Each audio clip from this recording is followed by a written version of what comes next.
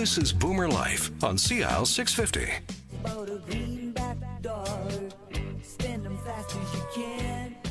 Welcome to Boomer Life on CL 650. I'm Joanne Sutton. Thanks for joining us today.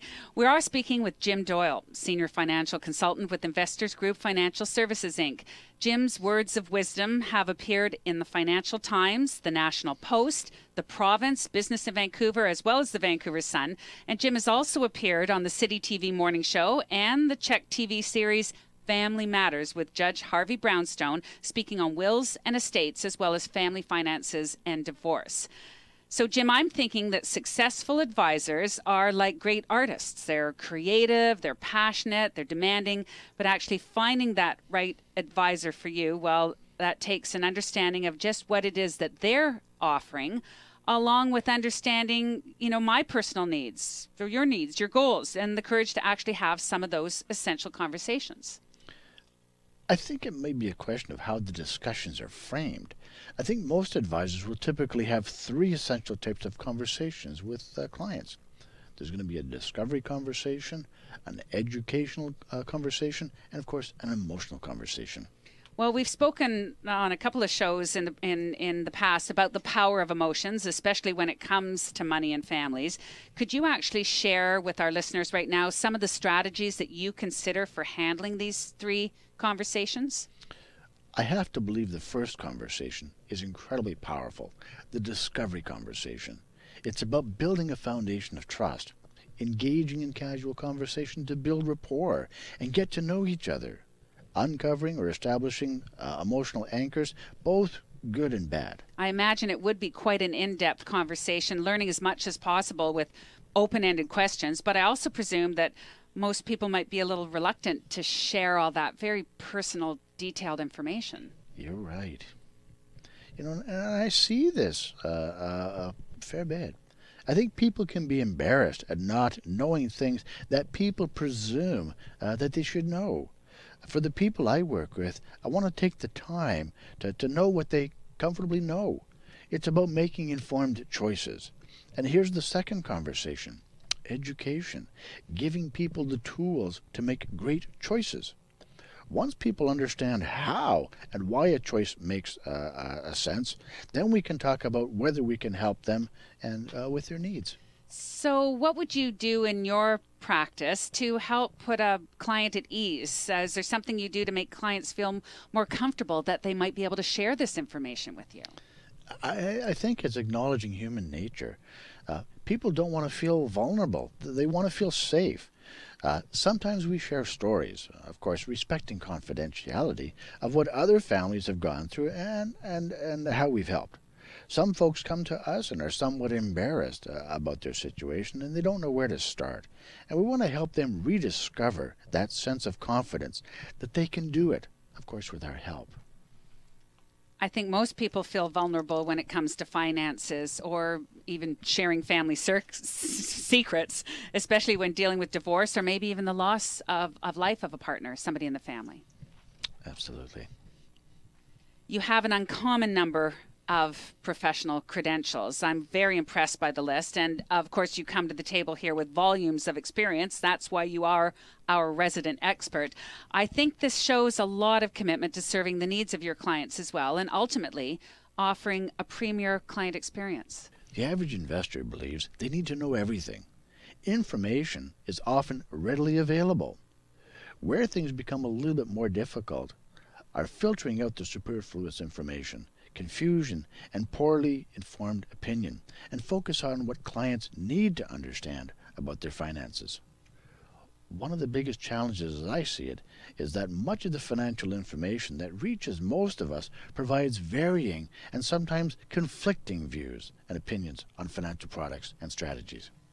Well, it sounds like it places a high standard to help clients understand what value you can actually bring to the table, and that it's your job to help take care of their investments, helping to take that burden off their shoulders. Of all of the conversations, the third, which is emotional conversations, are probably the ones facing the most pitfalls. Few things can stimulate people emotionally more than their money or their family. We all tend to want people to see us in the best light. They presume that we know the things that we need to know and not be burdened by previous financial choices or the choices of others. But if people who advise us don't have the full picture, they could be limited in how they could best help. Well, it can actually be embarrassing to talk with anyone, including your financial advisors, and be completely honest and forthcoming when it comes to our investment knowledge, our fears, or our expectations until an actual trust is built. It's just like building any relationship. I agree. My role on the emotional front is to help you on the right path by focusing on your long-term goals. I can help instill patience when markets are down and rein in emotions when markets are doing exceedingly well, reminding folks that it's not always going to be this way. But here's the key. My team and I need to connect with the clients to build that trust. We can't do that if we don't understand your situation and show how we're looking out for you. And that's that there's a process behind how we're going to help you achieve what it is that's important to you. Well, I do understand that the goals and the financial planning that you put in place to help clients reach their goals are absolutely essential, like helping them have an idea of what income they might need to see coming in that will actually meet their needs in the future and suit their lifestyle. Today's needs might be easy to calculate, but the future, well, it's not as easy to project. Well, you know what? Even the relatively affluent remain unprepared to fund such streams. And according to the latest BlackRock Pulse survey, Americans aged 55 to 64 with at least $250,000 in investable assets want to have an average $59,000 in annual retirement income.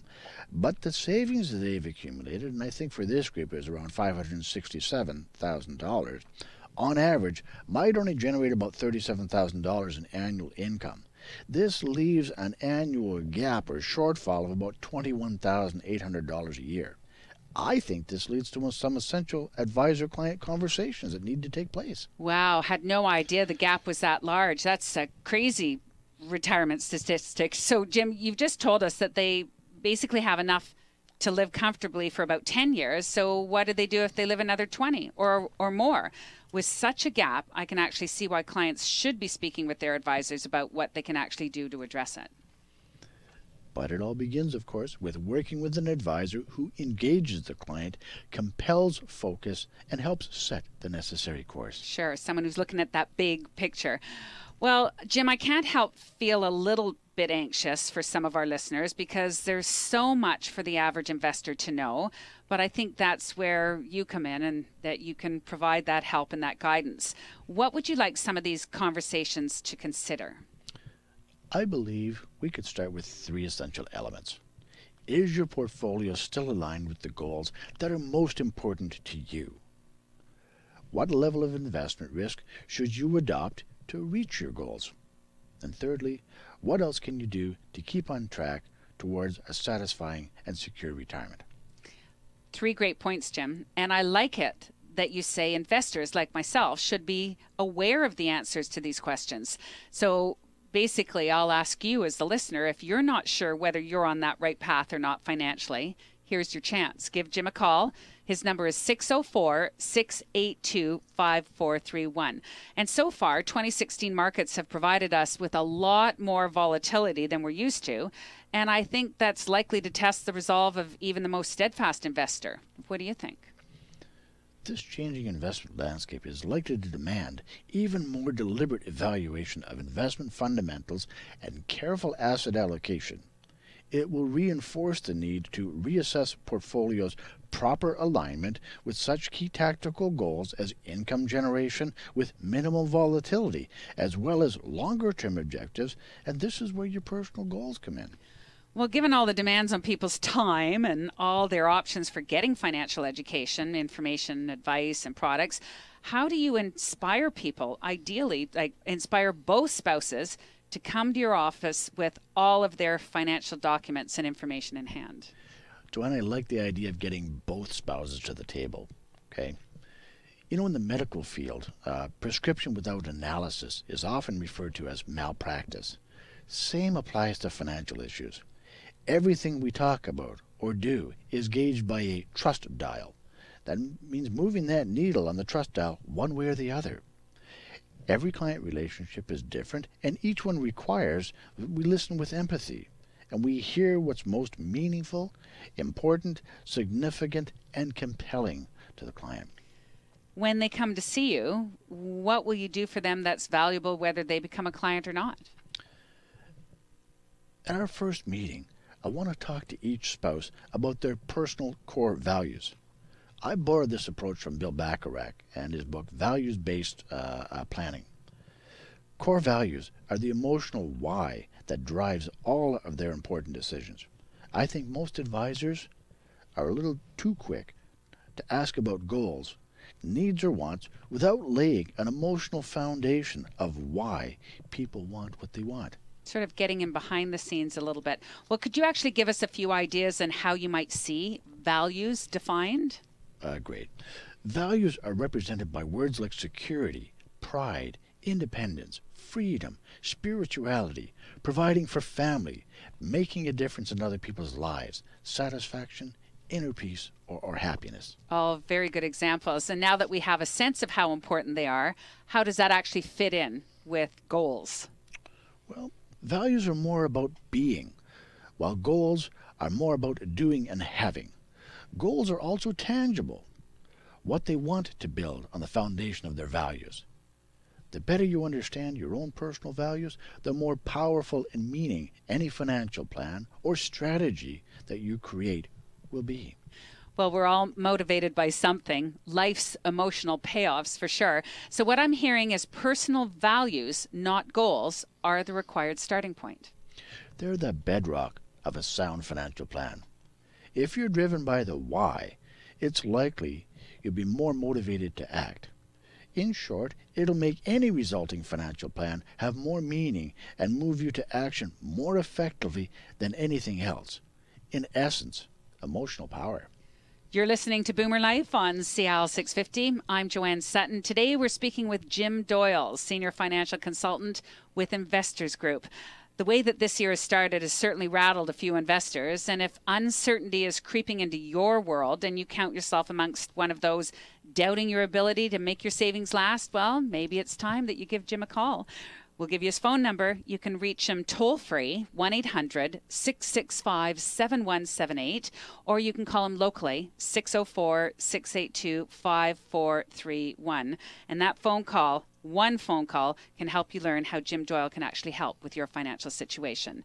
It is March, and markets may be volatile, but don't lose sight of your goals. Jim Doyle is about to talk on communicating with your spouse for retirement readiness. It's all next on Boomer Life on CIL 650. Celebrating the baby boomer lifestyle. This is Boomer Life on CIL 650.